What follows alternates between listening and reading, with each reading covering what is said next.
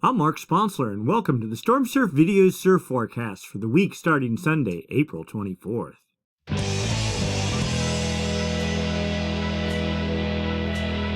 Stormsurf, waves, weather, buoys, altimetry, snow, temperatures, El Niño, weather analysis, essential data for outdoor people, all the time, no hype. Looking at significant wave heights, the North Pacific Ocean, we see remnants of a gale in the Gulf of Alaska. This gale previously was over the North Dateline region, generated pretty decent seas. Swell is impacting Oregon and starting to push into northern California as we speak, and is to continue its way on down the coast. Also, energy from this system is hitting Hawaii with pretty decent size right now, so swell is on the way. One last gasp for the North Pacific. As usual, we'll start by looking at jet stream level winds. These winds up about 30,000 feet help support the formation of gales when they form, help direct their track. We're looking for a trough, a dip in the jet right there, that helps create a counterclockwise flow aloft in the atmosphere, an eddy, and also down at the surface. And of course, counterclockwise flow are the hallmark of low pressure. Low pressure, if it's strong enough, generates winds. Winds, if they're strong enough, get traction on the ocean surface and create seas. Seas, as they radiate away from the fetch area, eventually turn into swell, and swell, when it hits your beach, turns into surf. So we have a very weak trough in the Gulf of Alaska. Maybe something that looks like a trough trying to develop off Kamchatka, but it's pretty late in the season now, and one would not expect a particularly vigorous low to develop at this time of year. Looking into Monday, pretty much the same thing. A trough tries to develop off of Kamchatka, has some pretty decent winds, nothing great. I mean, you really want to see 140 knot winds, and here we're only seeing 90 to maybe 100 knot winds, and nothing in the Gulf of Alaska. Things get a bit better organized on Wednesday. Trough tries to develop, but then quickly fades out. And then another sort of a broad trough thing tries to get going Thursday. Across the entire Pacific, the jet looking less split then, but just very weak. And there actually is a split. I mean, you can see the northern branch here, southern branch noodling down around here, way to the south, 15 south. High pressure typically develops in between. Just not a great pattern, and that sort of continues until we get into maybe Sunday. More consolidated flow is forecast with winds in the 140 knot range over the western North Pacific, but we'll see. And look at this, theoretically a trough digging out on Sunday, but you know the caveat about believing models a week out, so we'll see what happens when it happens, but things down south are heating up, and this seems highly optimistic. Let's go take a look down at the surface and see the effect of the jet stream on pressure systems there. Low pressure in the Gulf of Alaska is expected, only generating 25 knot winds. That's not really enough. Little fetch of 30 knot winds off Kamchatka, but nothing particularly impressive.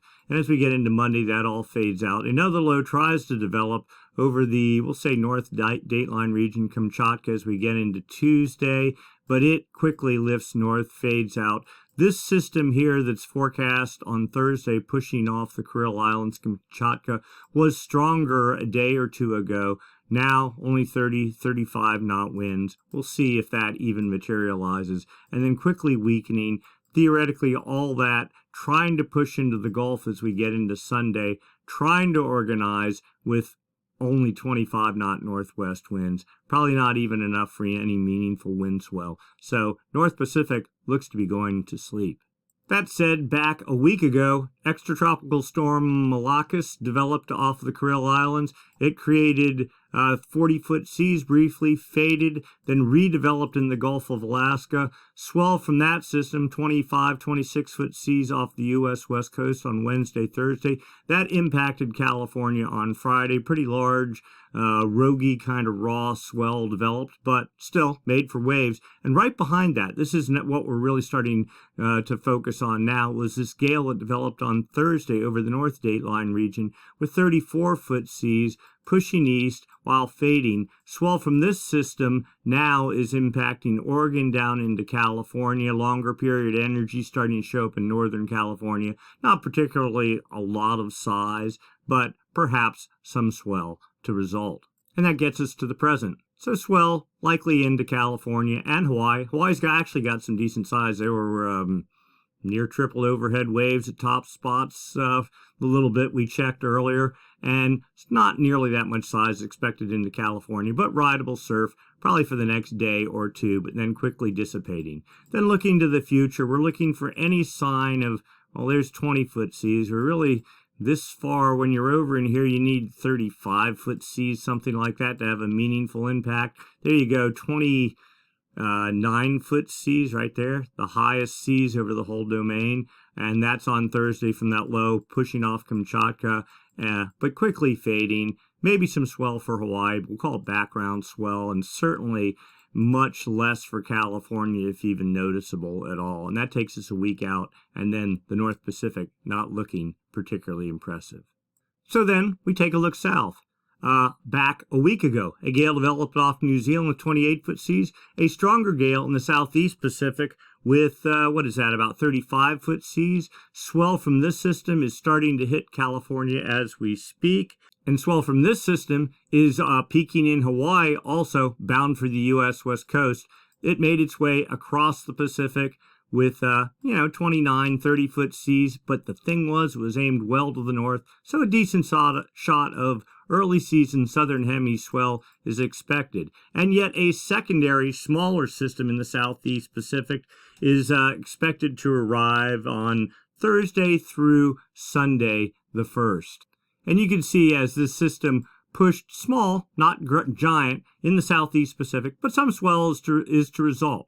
This brings us to an interesting point. Ben, your bachelor party, Ensenada, this will be the swell for you. The key is you have to get out of the shadow of Todos. So do whatever you can. You're nearby. Doesn't take much. Get some waves from this. Enjoy it. And enjoy your marriage to Lexi. You guys are going to score. Great. Thanks. Congratulations. And by the way, you can thank Daniel for this. All right, moving on. That system faded out. But as we get into Saturday, a little bit more energy tries to get organized under New Zealand, sort of fades out. But as we get into Sunday, right now, something special is beginning to develop.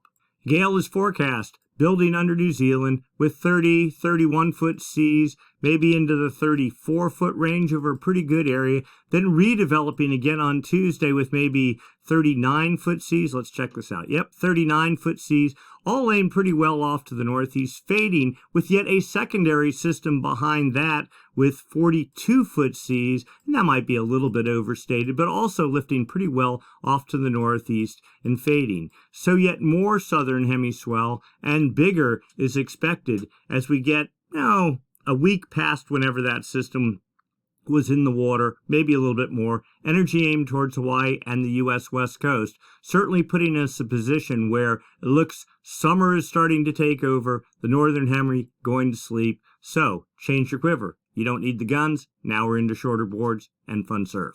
Quick check at winds and wind swell. Well, typically of springtime, high pressure builds off the California coast, increases trades pushing into Hawaii and the U.S. West Coast. That is the case, though there is this lingering low pressure right now in the Gulf of Alaska, sort of keeping things at bay, and that looks to be the case into Monday and almost Tuesday. Still, northwest winds 20 knots on Tuesday off the U.S. West Coast.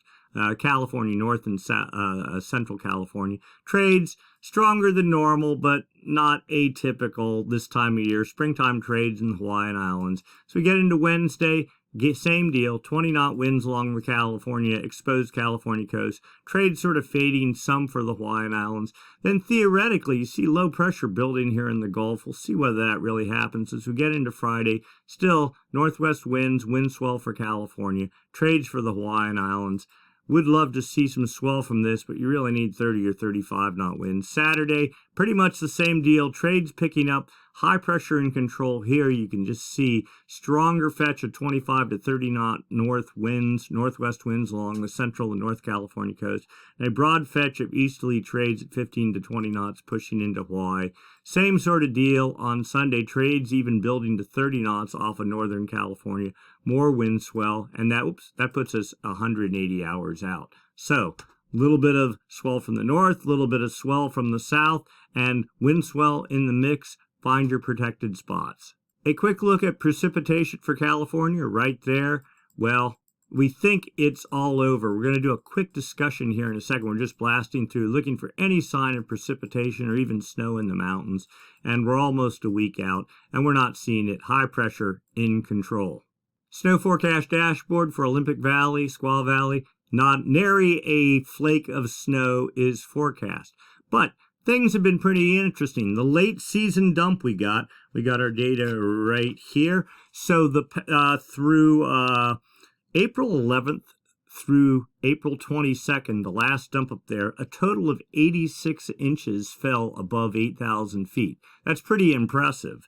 All of our precipitation, for the most part, has been in 3 events, if you want to call them that. In the October time frame, October 18th through the 26th, 42 inches there. And then there was this another dump that lasted almost a month from December 9th through January 5th, a total of 215 inches. And then the 86 inches we just talked about in mid-April. That got all said and done with a couple of little spurts in between, a total of 384 inches at Olympic Valley. The seasonal norm, or the snow season normal, is 400 inches. So effectively, 100% of normal snow. Now here's the really interesting thing, is rainfall. There is this line where the snow came in. The rainfall also was at near normal. 87% of normal in this thin little band that went from like the San Francisco Bay Area over Sacramento and up into Tahoe, specifically focused on the North Lake. 87% of normal. You get into Northern California or down into Central California, only 70% of normal precipitation has fallen as of right now for the entire rainfall season. So not only was it a snowfall event in a very focused laser-like band, it was also a rainfall event that got us not to normal, but 87% in one small area, and at least sideband rain, whatever you want to call it, off the sides got us to about 70% in other locations north and south of there. Without those 3 events, we would be in deep, deep trouble. But this atmospheric river pattern, fluky as it may be, and only 3 events gave us enough to eke out a respectable winter rainfall total. All right, let's move on and take a look long term. What's going on with the Madden-Julian Oscillation and, of course, the El Niño Southern Oscillation. As usual, we'll start by looking for signs of the active phase of the MJO, the Madden-Julian Oscillation. It's this periodic weather oscillation, rotates around the planet from west to east on the equator. The active phase on one side of the planet, the inactive phase on the other. The active phase is the one we want. It's effectively a low-pressure system. As it pushes across the Pacific, it imparts energy to the jet stream, which can, both north and southern hemisphere, which can feed storm development. And, of course, you need energy to produce storms, so that's what it does. Also, if it's strong enough, it can dampen trade winds in the West Pacific. That, in turn, can create a Kelvin wave that allows warm water that's balled up in the equatorial West Pacific to start moving east under the equator, eventually erupting off of Ecuador. And if you get successive active phases of the MJO and successive Kelvin waves, that can help usher in El Nino. All right, so we're looking for signs. This is wind data from the TAO buoy array, series of buoys strung across the equator used for monitoring El Nino. We're looking for signs of the active phase, and because the active phase is a low-pressure system, and because it also dampens trade winds, we're looking for weakening in trade winds here in the West Pacific, in the Kelvin wave generation area, we call it. So this is the East Pacific here, this is the West Pacific, there's the equator, the date line right there. That's New Guinea there. Kelvin wave generation area starts 170 west, so almost on the date line, just 5 degrees north and south of the equator. Right in there. We see, we're just looking at the arrows here. That's wind speed, wind direction. The longer the arrow, the stronger the wind. So pretty strong easterly winds trades over the Kelvin wave generation area. Same deal. Call it moderate to almost strong strength in the Kelvin wave generation in the Central Pacific and strong over in the East Pacific. But it's not the absolute wind speed because winds on average vary depending on the season and the time of year. So we look at the anomalies, differences from normal for this time of year. And yeah, strong easterly trades are pretty much a normal thing here in the East Pacific. The arrows, yeah, a little bit pointing east here, but also mainly just north and south. It's only the east-west component of the wind that matters. Over the Central Pacific, yeah, winds moderately strong out of the east or stronger than normal. Same thing in the Kelvin wave generation area. So no clear sign of the active phase of the MJO. You'd want to see these arrows pointing the other direction. All right, so let's go take a look a week out, see if there's any change forecast. This is the whole planet, the east-west component of the wind over the entire planet, mainly from 5 south to 5 north. That would be in the band that is the Kelvin wave generation area. So, but we goes from the date line is right in the middle of the chart. The Pacific, the West Pacific starts at 135 east, so right about there. So we're only interested in the area between here and the end of the Kelvin wave generation area is here, 170 west. So a box like right in there. The blues are easterly anomalies. Think of that as the inactive phase of the MJO, the phase we don't want. The reds are the active phase. So you can see back in March and early April, we had pretty decent bout of westerly anomalies associated with the active phase of the MJO in the Kelvin wave generation area. But then steadily since then, easterly anomalies have taken root. They are in control right now. But you see, as we get into maybe 5 days from now, maybe they fade and a little bit of at least normal winds, if not westerly anomalies, might try to develop. So maybe another sign of the active phase of the MJO. What we really want to see, though, is just the suppression of the easterly anomalies. They've been so strong. That's the hallmark of La Niña. They've been so strong for 2 years. They've been raging. We didn't even have any active phases of the MJO for almost a year, or not much, and always at the wrong time of the year. So we believe we're getting into a more normal active inactive phase pattern. So if there was an active phase, and typically it lasts for about 4 or 5 weeks, something like that. So if that's active, then we have our inactive phase, then maybe an active phase after that. Let's go look. Another component of the MJO is rainfall. If the active phase of the MJO is like a low pressure system, then low pressure systems typically take warm, moist air from down low, lift it up in the atmosphere where it cools and creates precipitation and or cloud cover, right? These are outgoing long wave radiation models. This is a statistic model. Fancy words for, well, is there going to be rainfall or clouds? The more clouds there are, then that's probably a sign of the active phase of the MJO. 4 different panels, goes out 15 days, the equator right there. South America, Central America, Hawaii, New Guinea, Australia, date line right there, equator there. Kelvin wave generation area right in here. Today, neither the yellows are more sunlight reflectivity off the ocean's surface, less cloud cover, but there isn't hardly anything here. There's pretty much a neutral pattern. There's your active phase of the MJO, slowly pushing into the Kelvin wave generation area over the next 2 weeks per the statistic model, and now the dynamic model suggesting exactly the same thing. These two models were diametrically opposed for a week or two, and even as of yesterday, they weren't in sync. Now all of a sudden today, boom, they're in sync. This is a good sign. So maybe a week of neutrality, and then back to some sort of a weak active phase, perhaps. A drill in on those two models, statistic model, dynamic model. The MJO moves from west to east, from the Indian Ocean over the maritime continent, to the West Pacific, to the East Pacific, under the United States, across the Atlantic, over Africa, back to the Indian Ocean. Where the heavy dot is where the active phase is today. So, we'll say in the Indian Ocean. The further the dot is outside of this circle, the stronger the active phase is. So exceedingly weak active phase in the Indian Ocean. Here's the forecast track, barely moving to the maritime continent, and extremely weak per the statistic model. The dynamic model, pretty much saying the same thing. The active phase just we're looking at the green line here, just noodling around, maybe making it to the maritime continent and extremely weak. So probably not a whole lot of sports for storm development. And in the summer months, the active phase has less influence down in the southern hemisphere as it does in the northern hemisphere, meaning you need a much stronger active phase to really get a boost in southern hemi storm production. So we're not seeing it on either of these two charts. Next up, upper level model, showing areas favorable for precipitation. Because the active phase of the MJO is like a low pressure system, it favors precipitation. Green areas are favorable for precipitation, yellows and oranges not, dry air. All right, so let's get oriented. And this goes out 40 days, 5 days each panel, 8 different panels.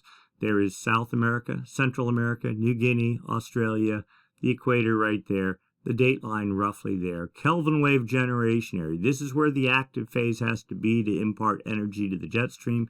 This is an upper level model, so it runs about a week ahead of what goes on down the surface. But active phase, it looks like, moving over the Kelvin wave generation area. You can see it just meandering across the Pacific through about mid-May, something like that.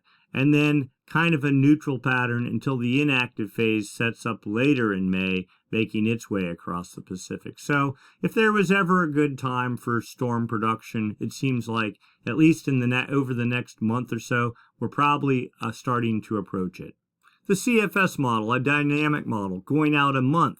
All right, this is past performance here, and this is the forecast down here. Whole planet on one chart. This is again showing the east-west component of the wind. The blues, easterly anomalies, the reds, westerly anomalies. The reds are what we want to see in the Kelvin wave generation area, which starts about 135 east, so right about there, and going to 170 west, so right about there. Again, oh, and the solid line here, that's the active phase of the MJA, or at least shadows of. You can see it actually traversing the Pacific, the West Pacific, in late March into early April, creating westerly anomalies, the red shading there, and that all faded out come about April 9th. Here is the dotted contours right here. That is the inactive phase of the MJO. So one can assume the inactive phase is pushing over the Kelvin wave generation area today. Now, as we get into late April, you see westerly anomalies trying to work their way across the Kelvin wave generation area. No solid black contour indicating the active phase of the MJO, but one can assume it is the active phase of the MJO, just very weak, creating westerly anomalies. The westerly anomalies, honestly, in our opinion, do more to support energy transfer into the jet stream than actually having defined circles on a chart. So we'll take this as a little bit of a gift. You also see the active phase of the something lingering over here in the Indian Ocean. But anyway, as we get into the first week of May, easterly anomalies set up, inactive phase takes root. So this is our little window right here for the next couple of weeks.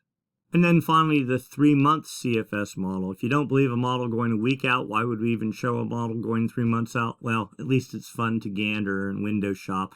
And this model actually does, in a very broad sense, give you some guidelines. You can't get into the details. You can't hold it accountable for that.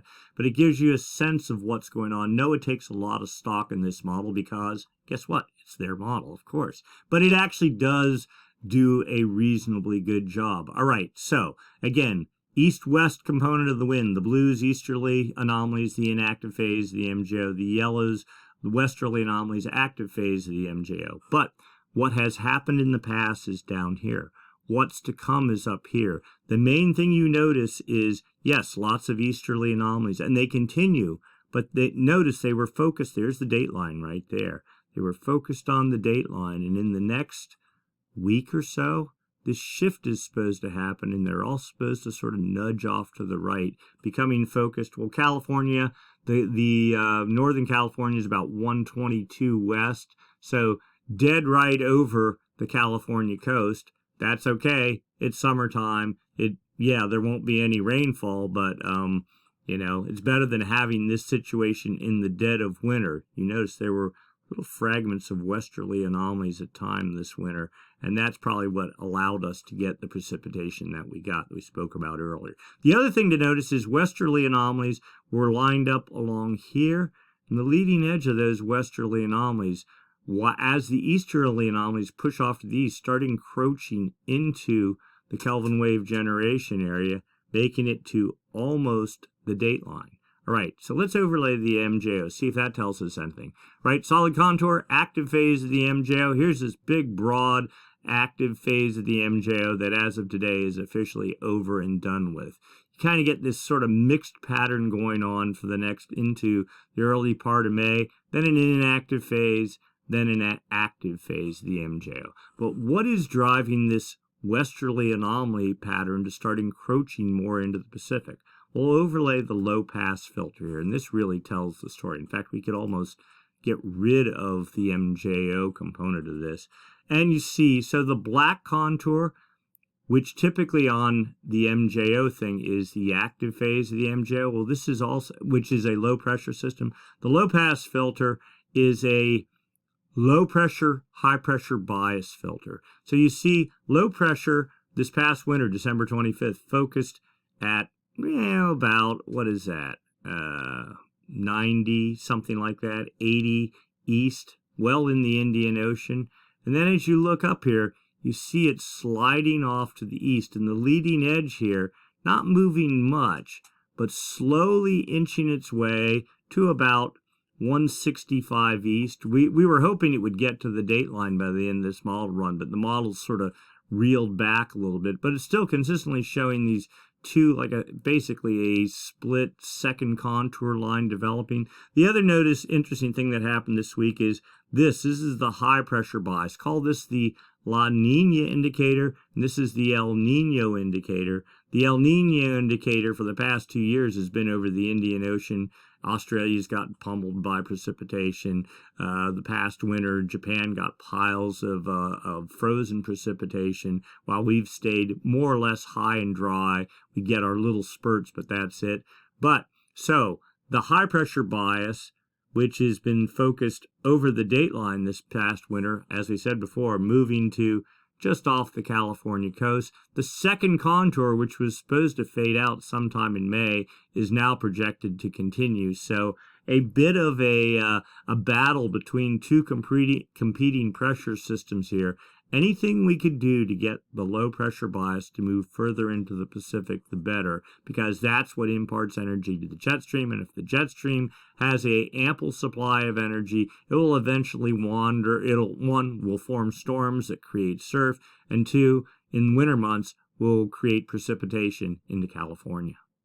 All right, so what's the effect of all this pressure and wind stuff on the ocean? We're going to start looking down in the ocean, in the Pacific. This is the West Pacific here. This is the East Pacific here, only on the equator, 2 degrees north and south of the equator. That's where all the action is. It is the balance of warm and cold water on the equator in the Pacific that drives everything and drives a lot of the jet stream pattern and weather patterns across the whole planet. So, we're looking, okay, so what are we looking at here? Well, these little X's, they're sensors on the anchor lines of the TAA buoys strung across the equator. They gather data, send it up to a central processing facility, use a model, fill in the gaps in between. We have pretty good sensor coverage, finally. This one right here, this string of sensors was out for months. Appears to be back online now.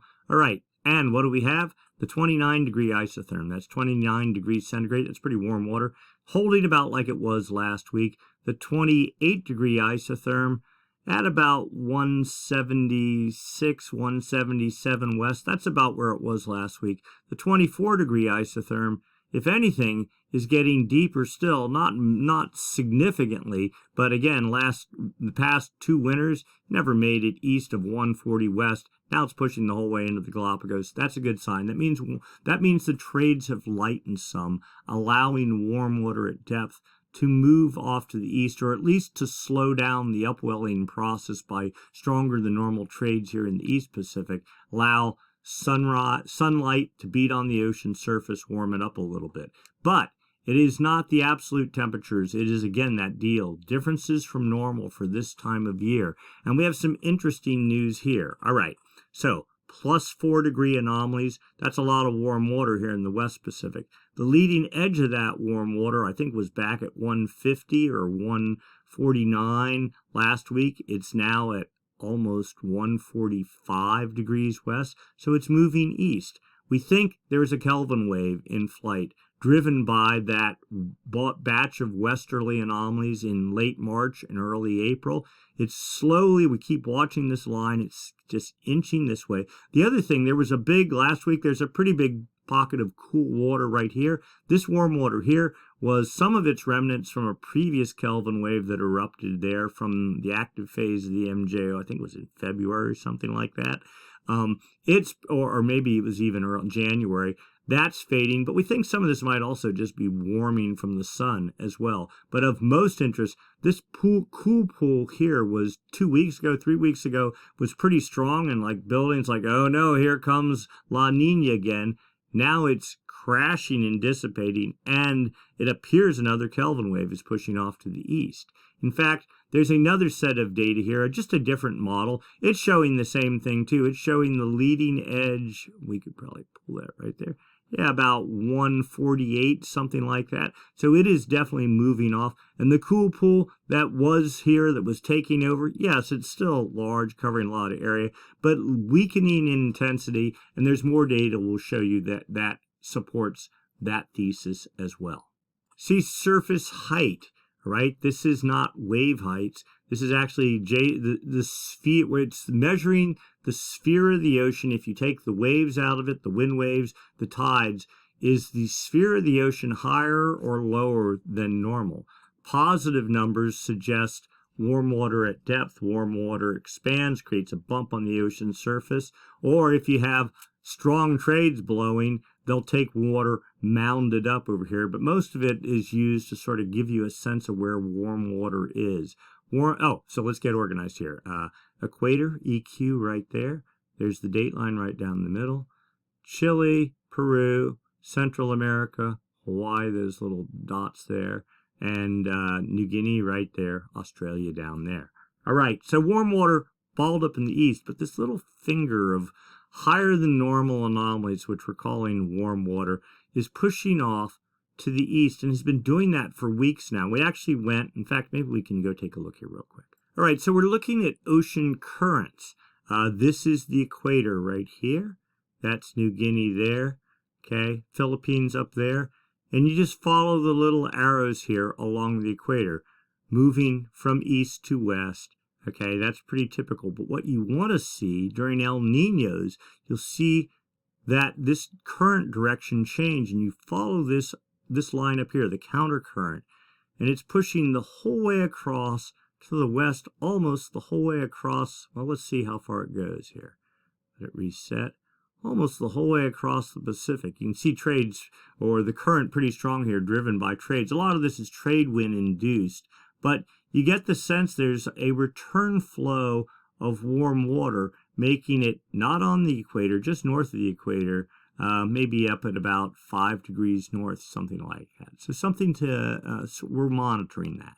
So the suspicion is these above normal anomalies here is actual warm water being pushed by that current off towards the east. That's a good thing. Now we still have negative anomalies here, but even a couple of weeks ago, right in here, we were down at minus 15 centimeters. That meaning cold water. We thought that El Niño or La Niña was like rebuilding. It's crashed quickly, limited to a small area here off the Peruvian coast. Trades have been nuking over here. We'll get into that in a second.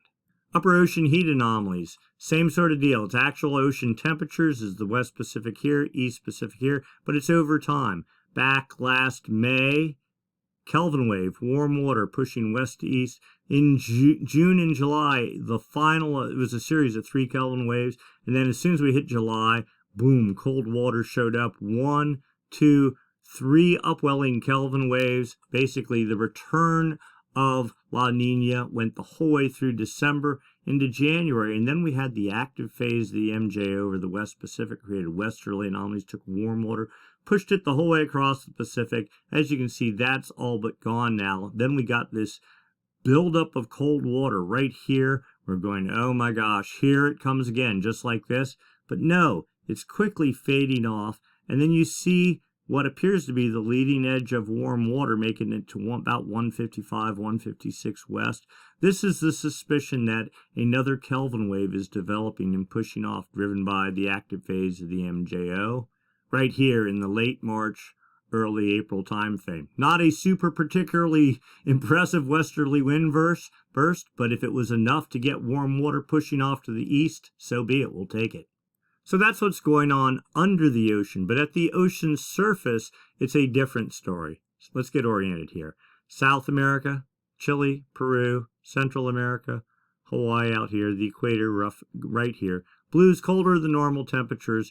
A significant upwelling event has been going on along Peru, off to the Galapagos or somewhere right around there. And that you can see clearly reflected here, but it doesn't seem to be feeding a whole lot. There's this thin little stream of cool water moving across the equator, but most of this cold water, all this down in here and out here, this is all part of the remnants of La Niña, or whatever's left of La Niña in control. This bit of warm water here, this is residual warm water from the last Kelvin wave that impacted Ecuador, but it's hanging on longer than expected. We almost think the trades maybe are lighter here, and there's some ocean heating going on as well. You can see it just strung across here. The longer it holds, the better, but still pretty good upwelling event going on at the surface. So a clear La Niña signal with all this colder than normal water here. So no indication that La Niña is dead yet. Now here's the other bit of good news. This is sea surface temperature trend for the past 7 days. South America, Central America, Hawaii, New Guinea, Australia, the equator right there, date line right there, 180 west. Last week and the week before that, there was a large area of deep dark blue here. That means temperatures cooling significantly. It is all but gone now. In fact, there's actually red, some warming starting to occur, and you see bits and pockets of it here. I mean, all said and done, it's pretty much just neutral, normal for this time of year. But with that big blue pocket, we were getting real concerned again about a major upwelling event and the return of La Niña. That concern seems to be dampened a bit now. And then finally, the overview picture. Again, this clear, unmistakable La Niña signal, but all in all, it's not getting any stronger. If anything, it's getting weaker. And just having been 2 years of La Niña, odds are not particularly in its favor for getting stronger. We've been, a couple of weeks ago, we did an analysis of different, what are the odds of a 3-year La Niña developing, and at best it's 50-50, or 50-50 of the 3-year events that have happened. They're pretty rare. There's only a handful of them. Sea surface temperature trend. This is in the Niña 1.2 area. That's that area right there along the Galapagos and Peru and Chile. And temperatures, they've been falling. As we said, there was a major upwelling event now down to 2 degrees and plus 113 thousandths of a degree, so 2.1 degrees below normal. So cold water there. That doesn't necessarily mean a whole lot. This is the official El Niño monitoring region, the Niño 3.4 region. It's from a point on the equator, south of California, out to almost the dateline. Temperatures today, minus 855 thousandths of a degree, a bit over 3/4 of a degree below normal. The La Niña threshold is minus half a degree for 5 consecutive 3-month periods. No matter how you slice it, we've been in that range other than a day or two for 2 years now. Actually, we peaked up a little bit, I think it was last year, but for the most part, we're still there, steady, rock solid. The question is, where are we going? So what does the atmosphere think is going on? Maybe that'll give us a clue, right? Difference in pressure between Darwin, Australia, and Tahiti. Tahiti's in the Pacific, Darwin in the Indian Ocean. If the pressure in Tahiti is falling day after day or relative to Darwin, that suggests that pressure is dropping in the Pacific, right? La Niña is pretty much dominated by high pressure in the Pacific, not all the time, not every day, but just a general month after month trend of high pressure. El Nino, conversely, is low pressure dominating the Pacific. So when pressure is lower in Tahiti, this index goes negative. Well, today we're positive, 15.28. You can see just going down here, we were up to 31.8 in early April. Nary a negative reading to be seen. The 30-day average, this is your lagging active inactive phase MJO indicator, plus 16.85, and it's been steadily, for the most part, rising, suggesting we're in the inactive phase of the MJO. The 90-day average is your El Niño La Niña indicator. It also is positive, 13.29 today, and it's actually going up, suggesting La Niña digging in. Well, and this is the highest it's been all winter. Last winter, I think we got up to a plus 15 reading, but it was in like January, mid-January, something like this. Here we are in April, and it took to April for it to finally peak out. Kind of strange, and typically, if this is going to peak, it's going to do it in the January time frame. So, not a necessarily statistically coupled La Niña sort of picture, kind of an oddball. Here's the 30-day moving SOI average. You can see back in 2020, oh, you want to be negative, right? 2020 was the last time we were negative. That would be like a weak El Nino. And then July 2020, we moved into positive territory.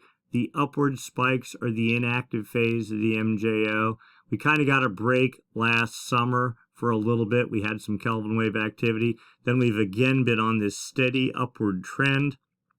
Not sure if we're even peaking out yet. There's no clear sign of a strong active phase of the MJO to knock this trend down. So kind of interesting to see where we're going to be going.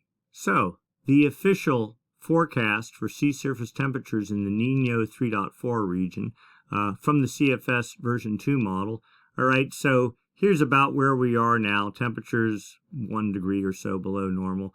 Forecast dipping into the later part of April, maybe early May, something like that, down to almost, according to this, the raw unadulterated model, minus 1.4 or 1.35 degrees, and then sort of settling out somewhere around 1 degree below normal into October, then starting to rise, approaching almost non-La Niña territory by mid-January. But this is a little bit of a noisy model. They got a corrected version of it, but it's not. The corrected version really isn't doing anything different. It shows the spike going down to almost 1.5 degrees in the next couple weeks, and then slowly working its way up, again hovering about, in this case, somewhere between three quarters of a degree to 1 degree below normal.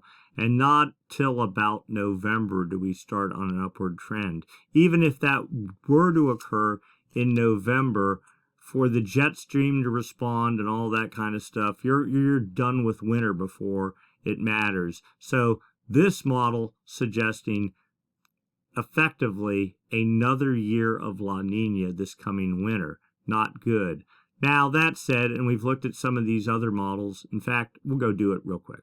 The consensus forecast using all the different dynamics, statistical models, etc., have us sitting right about half a degree below normal.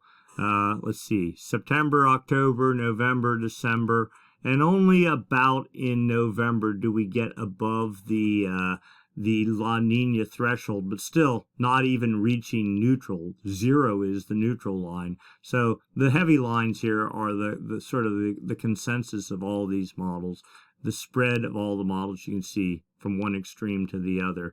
But this is probably as good a guess as any. So neutral by November, but just barely neutral. Say neutral biased La Niña. All right, so quick overview. Right now, North Pacific swell hitting Northern California, working its way down in Southern California tomorrow. Probably the last real swell of any magnitude. Not particularly huge, but certainly rideable waves and a little bit more. Local wind to be an issue. Hawaii, seeing that swell right now. Solid waves and nice place to be if you're there.